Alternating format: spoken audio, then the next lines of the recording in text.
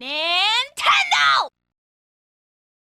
Hey everyone, welcome back with the Beano Mac, where today we're going to have a much shorter video here. It's going to be the first boss battles here, and I'm doing it on the easiest difficulty for A, because I'm going to, want to complete all these modes on like specific difficulties, unlock the specific challenge trophies I need to get, and start off with easy, so that way I can kind of get my handle on things. It's going to be a quick one though.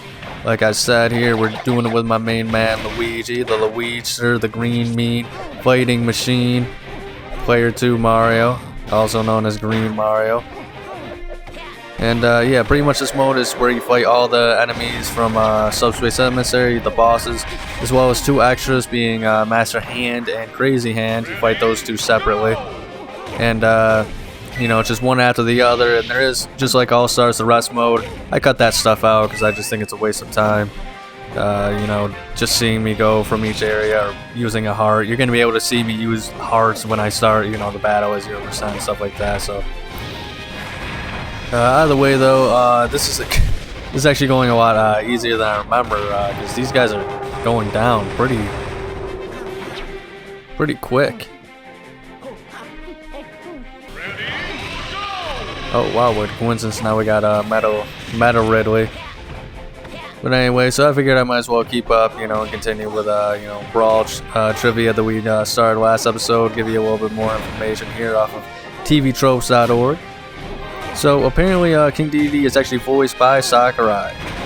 That is pretty interesting. I actually didn't know that, but I mean it makes sense. He was the creator of the series, but apparently he first voiced him in Kirby 64, the Crystal Shards. So, that's a bit of interesting information.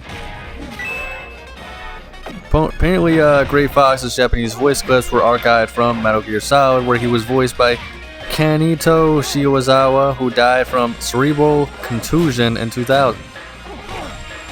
Jeez, that one was just a freaking downer. That's too bad to hear. The game features no content from Super Mario Galaxy, which was released in November of 2007 due to two games having mostly concurrent development cycles. It's only briefly mentioned in the game's chronicle, so the game instead treats Super Mario Sunshine as the latest console-based mainline Mario game, and New Super Mario Bros. As the latest handheld one. For the same reason, content from Metroid Prime 3 Corruption is non-existent.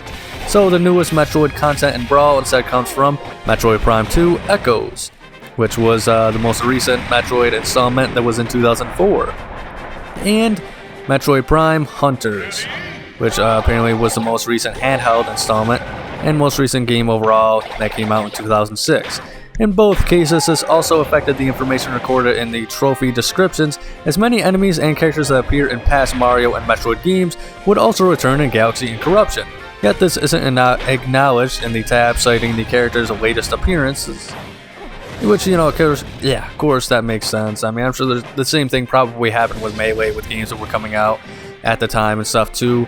Although I think in Melee, good lord, this is getting annoying. But I think in Melee, it's a little bit different simply because I think Melee, they kind of use that development to kind of promote those upcoming games, where in Brawl it seems like they kind of ignored them completely outright for whatever reason.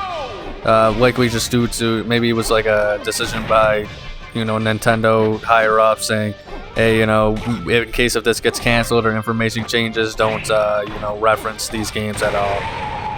But, that's just me, making assumptions there. The fuck do I know about what goes on in Nintendo? Do on. And this guy is easily the biggest pain in the ass in the whole series, I'm not gonna lie, as far as who you have to fight and stuff like that.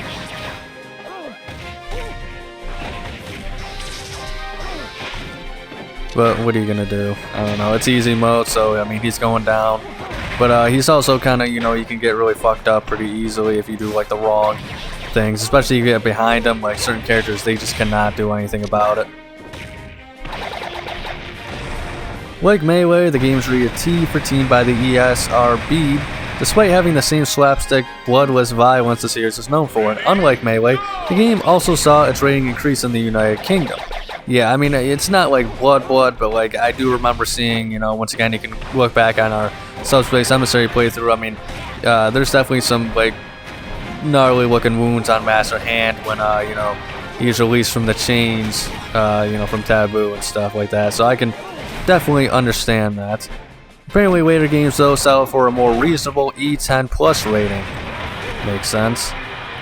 Remember when they had like K through A, you know, kids to adults rating? I remember WCW vs NWO World Tour had that rating. Very interesting. Apparently I think there's even like a toddler rating or something like that, like 3 and up or something like that for games. Obviously I have never played them, never seen one in my life though, so I don't know. I mean, I think they exist. But either way, it looks like we're going to be ending this pretty briefly here, folks. So thank you so much for watching. If you enjoyed, make sure to like and subscribe. Check out next week's episode on Nintendo Tuesday, where we'll do an all-star playthrough. Ring the bell to be notified of daily Let's Play content. But above all else, please remember to have a nice day. Congratulations!